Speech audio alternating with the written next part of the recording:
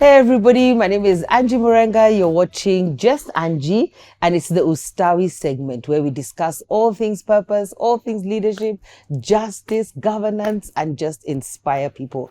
I love Ustawi because it also offers me so much inspiration. I have a guest in studio, a woman who I love and respect very, very much. So I'm going to let her introduce herself, and then we're going to have a conversation.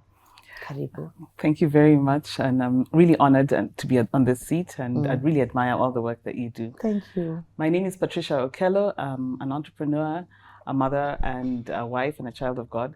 And I really feel that I'm living my purpose in the work that I'm doing around just supporting female entrepreneurs, uplifting them, just, with the challenges and all the things that face us in this journey of entrepreneurship, really highlighting that and building community around that. Wow, yeah, and that's amazing. And that's what I love. I love that you really built a community and really encourage women. And the work that you do is very excellent. I remember one event I had and you did the packaging and people were asking, who did this? I mean, absolutely amazing.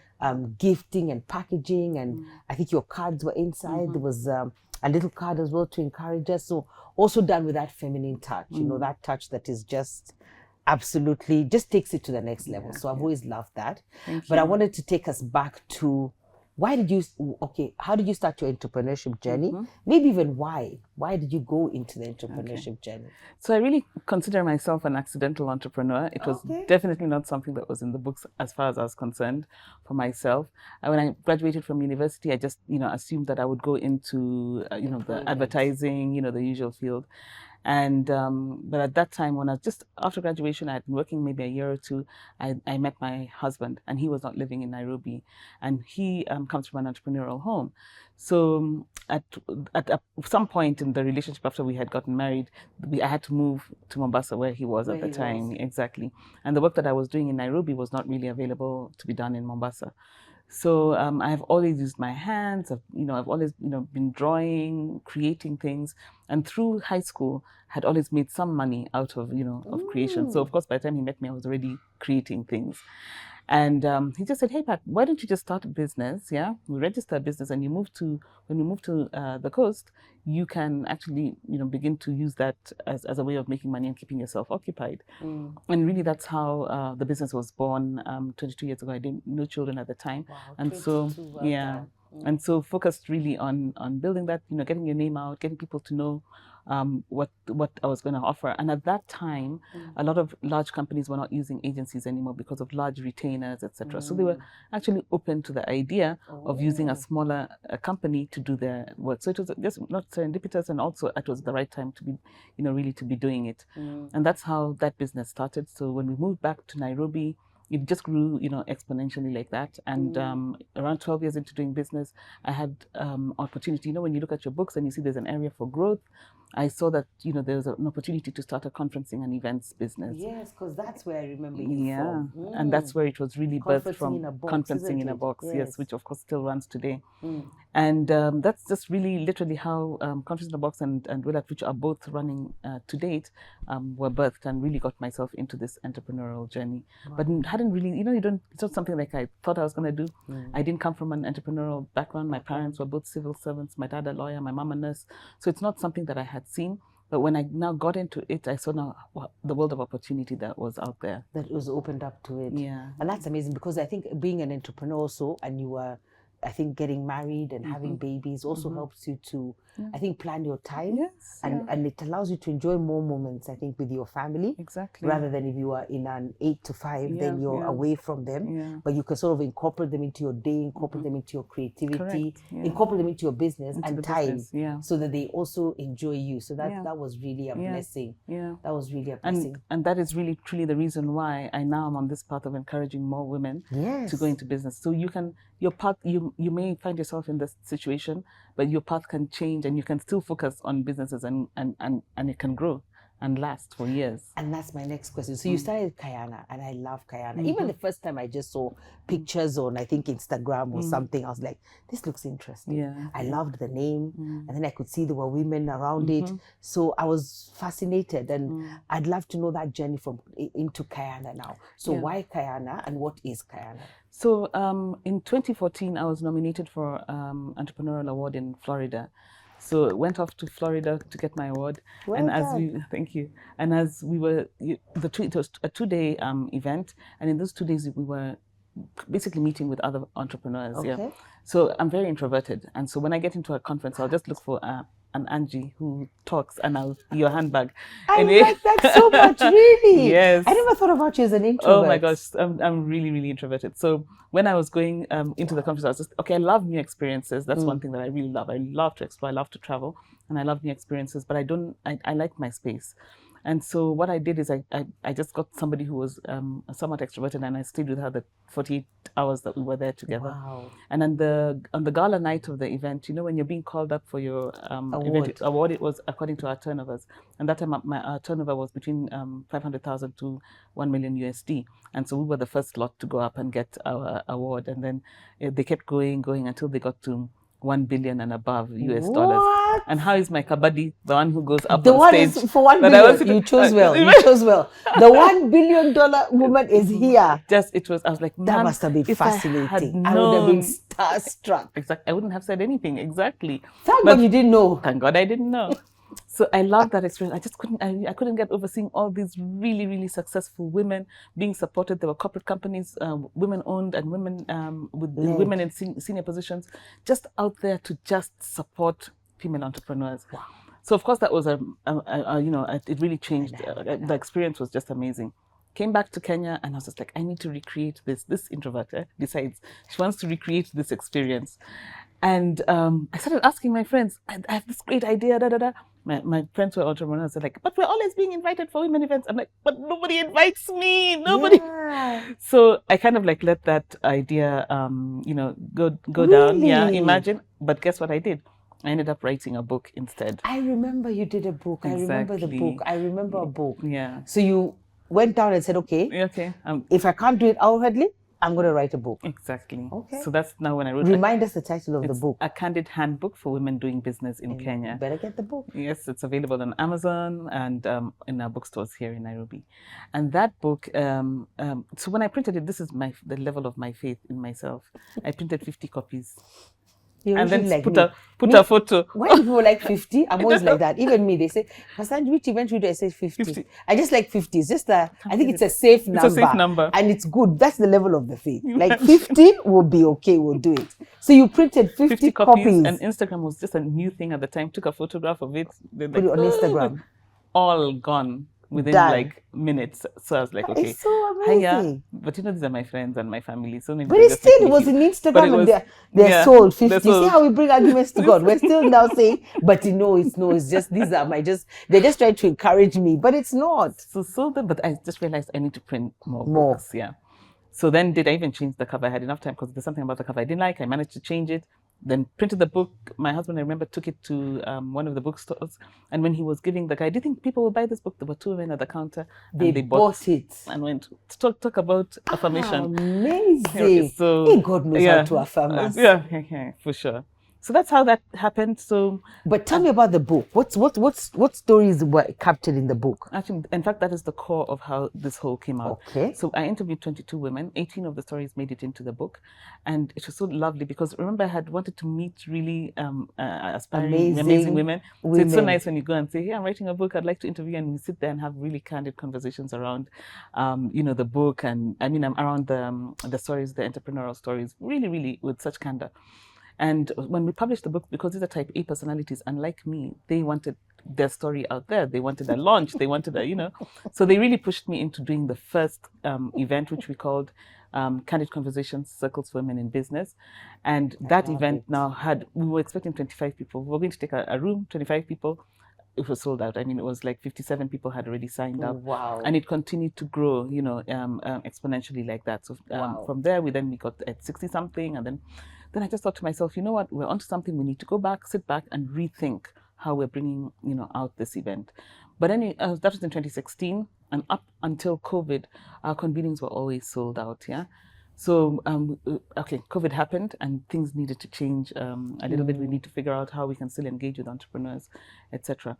But at that time, I realized that we were meeting and we were looking good on cameras, taking photos and getting all the likes and shares, etc. But were we really focusing on really building these businesses? And so that's where the idea of Kayana really, really was birthed. Okay. At that time, one of my businesses, we had bought a property and it was being given, the way the contractor gives you the property back. And Conference in a Box was supposed to be in that space. In that space. Yeah. And then I remember because it was around November, I think, of 2018, I went to bed and I was excited. You're like, oh my gosh, imagine my businesses have birthed a property. And I'm going to bed and I wake up in the middle of the night and I'm told, that story you're talking about women, this is the space. This is the space for the women. It's not for Conference in the Box. Imagine. It's for the women. It's for the women. As much as we were excited about it. So didn't tell my husband about it. I just was like, okay. But you know how it's through the whole day, it's with me. And then came back and I just was like, because I needed help. I had bought the property, but I needed to kit it out. So I would have needed some kind of funding for that. And from my experience of business, I knew how banks are when it comes to women, lending women money.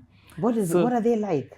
Banks are... They're not good still. They're still asking you. So I would still be asked for collateral to kit out the office, the building. But because my husband is my partner, he would still be the one who would have to approve that process. It's crazy. Serious. It is really crazy. Your husband has to approve the process? Yeah. In Kenya today, the year 2023. I can talk the whole episode. If you want me, I can talk about that. It's just crazy. It's so wrong. But thankfully, my husband agreed to help me finance kitting out the space, because I really wanted a beautiful space as well that women could feel, that this is home and feel comfortable in. And that's really how we ended up doing up the space and eventually opening our doors on my birthday, 15th of March. And that's how our doors opened. And that was in 2019. 2019, just before COVID. Literally a year before COVID. Yeah. And like with Candid Conversations for women entrepreneurs, would you meet every month? Would you meet once a quarter? So yes, we did the convening 4 to 5 times a year. Okay. Yeah.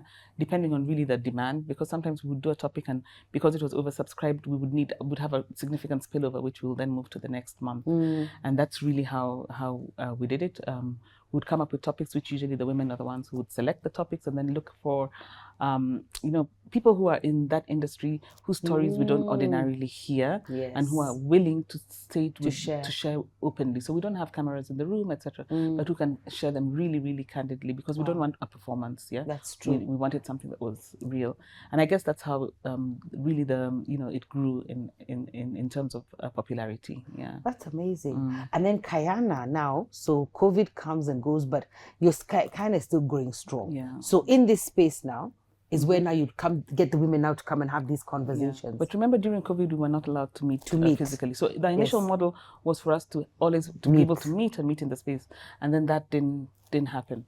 So what we ended up doing is having a kind of like a cohort-based training, which was online. At that time with my partner who was running that program, and then we. Basically, the program was then offered and people would sign up, and that's how the community began to really grow when from people from home. What was really nice is because a lot of women were at home, they had these latent ideas in their head that they needed to bring to birth and bring to forth. So they had time really to work on that. COVID, they had time to work on them. They had time to work on that, And then, of course, when COVID now, the restrictions were lifted, of course, then you could now come back and use the space. And we started beginning to build now that in face-to-face community again. Okay. Yeah. And you have women from just, like we're in Nairobi. So is it just Nairobi? Do they come from the different counties? Do they come from everywhere? So the women who you do a call out, and that's the thing in social media. So people from anywhere can really sign up. Come and attend. Yeah, can come and attend. And then we did. I think one of the last cohorts we did last year was we based in like Eastern Kenya and the coast. So we were able to go out, and that really was an eye opener, because we then began to realize that Nairobi is really saturated with opportunity, and we need to now focus outside of the counties, because there was a lot of hunger. Even the commitment of the ladies, they were there, and then even like when we put them into the larger group of our community, there was such good energy, because this is something that is not offered to them as much. There was a real appreciation of this idea of a community of female entrepreneurs. And I think we do well in community. I don't know what it is, but I think we do. First of all, humanly, I think when you're trying to do something and you're trying to do it on your own, and then you come and find other women or a community who is also doing this, it encourages you.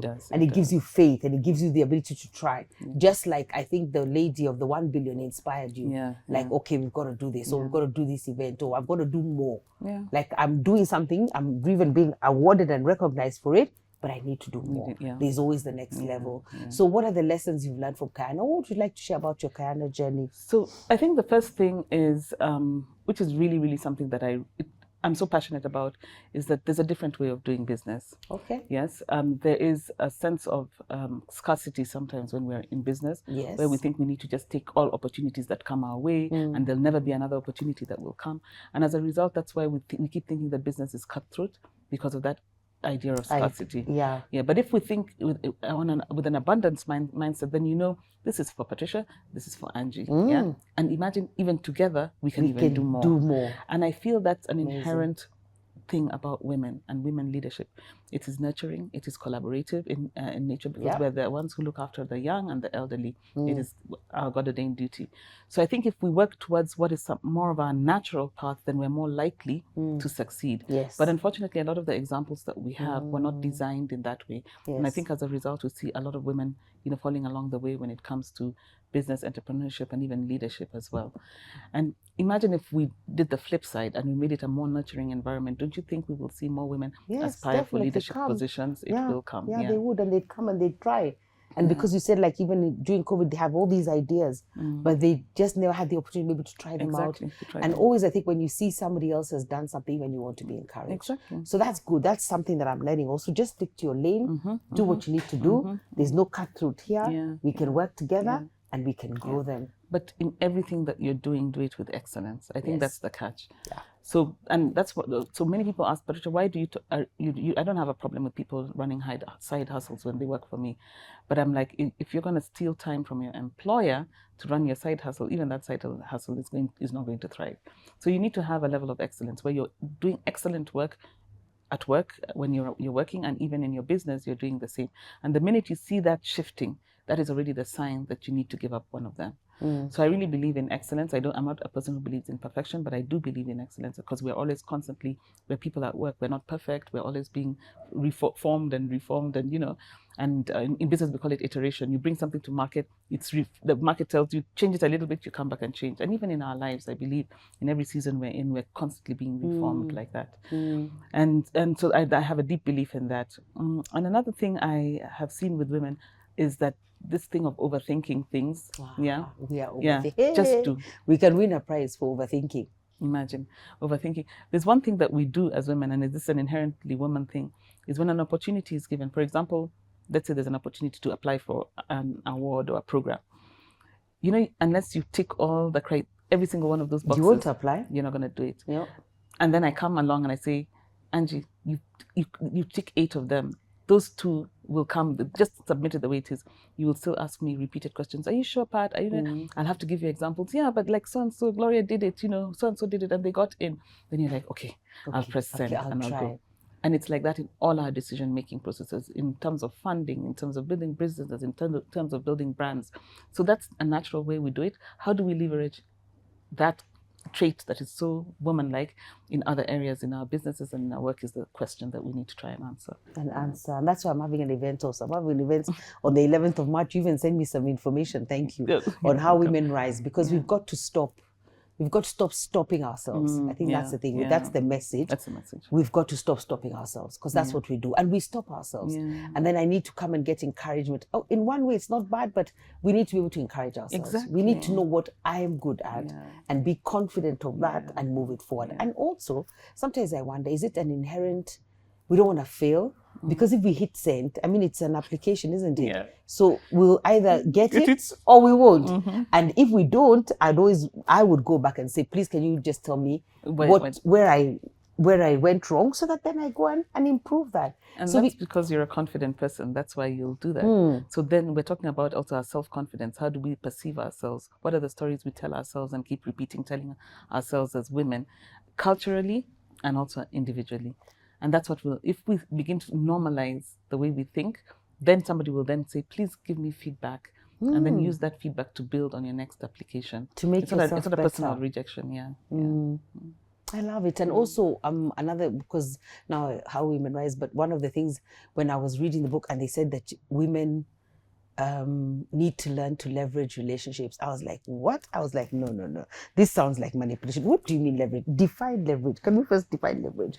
Because we're very good at building relationships, but we don't leverage those relationships, whereas they explain that men do it automatically. Yeah. So for me, that's been a hard one, but it's coming around. And I started coming around to that thinking. Yeah. You can't just build a relationship.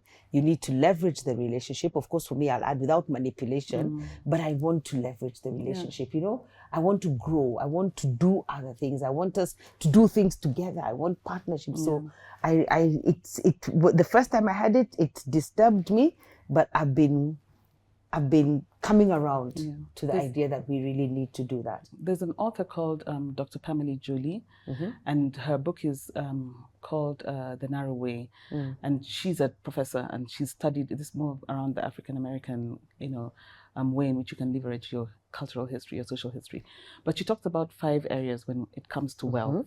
And those 5 areas are your social capital. Of course, there's the money, which is your financial capital. There's your cultural capital, intellectual capital, and your spiritual capital. Okay. And the idea is to score 100% in all those areas. In all those 5 areas. Yeah. So if you're scoring 20, that's the whole idea.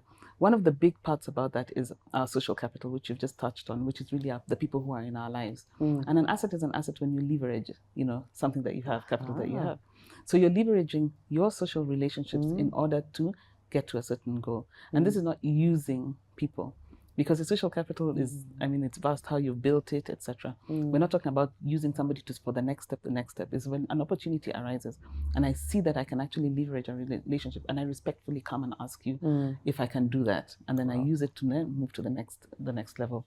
And that is really important. So we always only see wealth as amassing of cash. And yet we need to be working on all those areas in our lives. Yeah. And really spiritual capital is the thing that really ties everything. Ties everything together. Because it's your belief system, what you believe in, your value system, and being able to partner with people around that. Yeah, that's amazing. What's next for Kayana? So, wow, that's a big one. So this year is my year of doing hard things. Yeah. Oh, we celebrate you for doing hard things. Yeah, which is really hard. It's so really... It's the only year you're going to see me out there saying yes to all interviews, really, before I go back into my shell. But the reason why I'm doing that is because I noticed that it's so great you build these women within your network. Their businesses are now growing, and they need to now access financial assistance. But when they go to access those, they're still being asked for the traditional collaterals, which is a man and a husband. And yes, or property. Started. Yeah. So in the absence of having a man, a father, a husband, or a brother who's willing for you to leverage his property for you, where are we left? So it's a real problem. But we're now saying, why don't we champion heroes within institutions that can make change? Women need to be courageous. It is not a flaw to be a woman and to think like a woman, and to want to partner, and to want to speak about things, and to want to be reassured, and to want to be handheld. It is not a flaw. But without champions within institutions that understand that and believe in that, then we're going to just keep going around like this in circles. Our children will be having the same conversations. And institutional change is hard and it's difficult. It's very hard. Yeah. But you can do it. But we can do it, yes. Yeah, we can do it. So we're trying to see how, as a community of women, how can we support women on the other side of the table to ensure that when they fight for us, we are ready, to take up the space that they're opening up for us. That's amazing. Well done for that. That's really amazing. So I'm really grateful that I asked you for this interview now. So you would have said no. Huh? Yeah, last year you would have said no. I said yes. Yeah. But I'm really, really grateful for that. I'm so grateful. Thank you for sharing. Thank you for encouraging these women. Thank you for bringing them together in community. I always think somebody has to do it. Somebody has to. And that's amazing. And have you met your friend again, the lady for the 1 billion? No. I would love to meet her again. But we're still in that network, I guess. Yeah. Okay. And she probably doesn't even realize. You know how sometimes you talk to somebody and you don't realize how you inspire. And maybe that was her role at that point in my life. Yeah. To just inspire you, to bring something for us. Exactly. Yeah. Because also I'm thinking, I hope that after Kenya, you're going to the rest of the continent. Yeah. Because it's required. There's a real need. Of course, Uganda is already going to host their first Candid this half of the year. And then, of course, Nigeria has been really asking. Oh, so it's figuring out a wow. model in which other people can grow. It doesn't have to wait for Patricia to grow. Yes. It can just grow on its own. Yes, and I love the way that you think like that. Like it doesn't have to wait for you. No, That's amazing. Yeah, so it's expanding. Because I think it's required everywhere. It's required all over Africa. So well done. I'm so grateful that you met the amazing lady, the extrovert. I'm so happy that you chose wisely. I think God led your footsteps straight to her, and that you didn't know who she was, but she was going to open up another part of your purpose and your part of your process. And I love that. Thank you. I really love that. Do you have any parting shots? I think for parting shots is for women out there who are fighting for women. I just want to say thank you so much for the work that you do for women. It's hard, and we appreciate that. And we shall be there, shouting you on. Thank you. Thank you. Yeah. Thank you so much, Pat. I'm so proud of you. I'm so proud of this absolutely amazing moment and for the more that you're going to do. And that's why I asked you to come, because I know that you'll encourage many. Thank you. Find Kayana, please, on Instagram. We'll have all the social media handles there for you on the screen. But find them and join a community. And I just feel like saying this as well. Sometimes as women, we're invited to something, or we know we need to step into it, but then we have these PowerPoint presentations of, do I really need it? And I just sense for somebody out there, yes, you do. You need the community. You need to come and hang around like-minded people. You need to come and listen to more ideas and more innovation and see how people are doing it. You need to partner. Like she said, we don't have to compete with each other. We can actually partner with each other and do more. So I'm just feeling a real tug in my spirit to say, please go. Please go and access and see what other people are doing and just hang out in community. It's also good. It's good therapy as well when women hang out together. God bless you and take care. Bye-bye. Thank you so much, Pat. And thank you so much for having me.